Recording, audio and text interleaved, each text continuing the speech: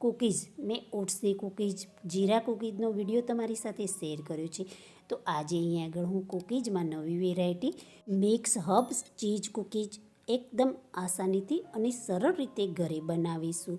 તે બનાવવા માટે 2 કપ ભરી ઘઉંનો લોટ લઈ લઈશું.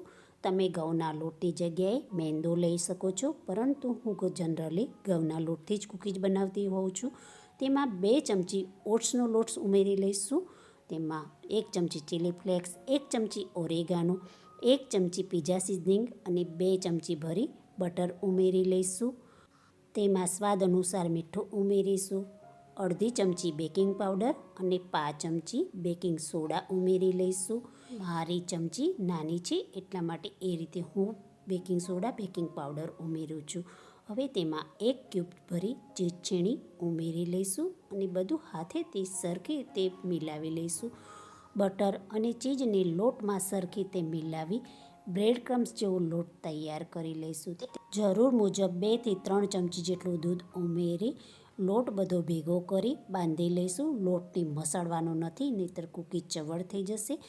લોટ બંધાઈ તૈયાર થઈ ગયો છે. મારો વિડીયો તમને પસંદ આવતો હોય તો મારી ચેનલને લાઇક, સબસ્ક્રાઈબ, શેર કરશો. બાંધેલા લોટમાંથી લૂવો પાડી પ્લાસ્ટિક શીટ ઉપર લઈ ભાખરી જેવો રોટલો વણી લઈશું. કોઈ નાની વાટકી ઢાંકણથી કૂકીઝ કટ કરી લઈશું. કૂકીઝ કટર બધાના ઘરમાં નથી હોતું, પરંતુ ઢાંકણ કે નાની વાટકી બધાના ઘરમાં આસાનીથી મળી જાય છે. તો તેનાથી જ આપણે કૂકીઝનો શેપ આપી દઈશું. કટ કરેલી કૂકીઝને એક પ્લેટમાં મૂકી દઈશું. આ રીતે બધી કૂકીઝ બનાવી હું તૈયાર કરી લઈશ. બધી કૂકીઝ બની તૈયાર થઈ ગઈ છે. તો તેની બેકિંગ ટ્રેમાં થોડી જગ્યા રાખી બધી કૂકીઝ ગોઠવી દઈશું. તૈયાર કરેલી ટ્રેને માઇક્રોવેવ પ્લસ કન્વેક્શન મોડ ઉપર 180 ડિગ્રી પર પ્રીહીટેડ ઓવનમાં 5 મિનિટ માટે બેક કરવા માટે મૂકી દઈશું. બાકી વધેલી કૂકીઝને હું ફ્રીજમાં મૂકીશ.